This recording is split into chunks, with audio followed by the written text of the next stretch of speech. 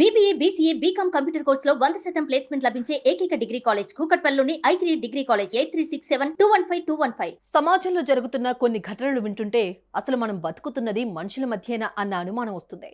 మానవ సంబంధాలు మంట కలిసిపోయే విధంగా చేయకూడని నేరాలు ఘోరాలు చేస్తూ దారుణాలకు తెగబడుతున్నారు.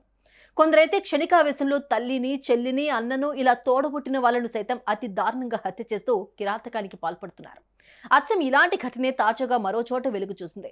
ఓ 14 ఏళ్ల బాలిక తోడబుట్టిన అన్నను గొడ్డలితో నరికి చంపింది. అవును, మీరు విన్నది నిజమే. ఇదే ఘటన ఇప్పుడు స్థానికంగా సంచలనంగా మారుతోంది. అసలు ఈ బాలిక సొంత అన్నను ఎందుకు హత్య చేసింది? వెన్నులో వణుకు పుట్టించేలా ఉన్న ఈ క్రైమ్ స్టోరీలో అసలేం జరిగిందో ఇప్పుడు తెలుసుకుందాం.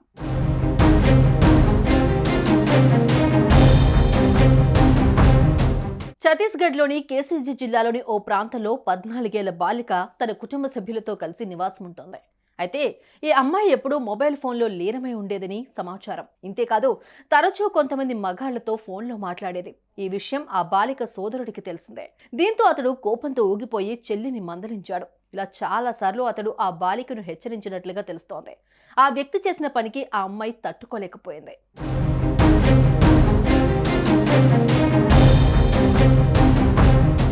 ఇలా అయితే కాదని భావించిన ఈ బాలిక తన సోదరుడిని హత్య చేయాలని పథకం రచించింది. ఇక ఆ సమయం కోసం ఎదురు చూసింది. ఆ రోజు కూడా రానే వచ్చింది. ఇటీవల ఓ రోజు రాత్రి ఆమె సోదరుడు ఇంట్లో నిద్రపోయాడు. ఇదే మంచి సమయం అనుకున్న ఆ బాలిక గొడ్డలితో సొంత అన్న గొంతు నరికి అతి దారుణంగా హత్య చేసింది.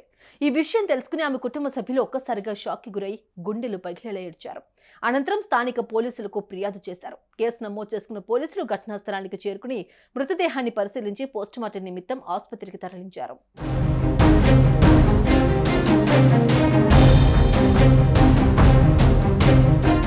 చూసారుగా ఎంతటి ఘోరం జరిగిందో. కేవలం ఫోన్ మాట్లాడొద్దని చెప్పిన కారణంగానే 14 ఏళ్ల బాలిక తన సొంత అన్నను చంపడమేంటి? ఈ ఘటనను తలుచుకుంటుంటేనే వెన్నులో వణుకు పుడుతోంది. ఇదే ఘటన ఇప్పుడు స్థానికంగా సంచలనంగా మారుతోంది. తోడబుట్టిన అన్నను చంపిన ఈ 14 ఏళ్ల బాలిక దారుణంపై మీ అభిప్రాయాలను కామెంట్ రూపంలో తెలియజేయండి. సుమన్ టీవీలో మీ పర్సనల్ అండ్ బిజినెస్ ప్రమోషన్స్ కోసం కింది నెంబర్కి కాంటాక్ట్ చేయండి.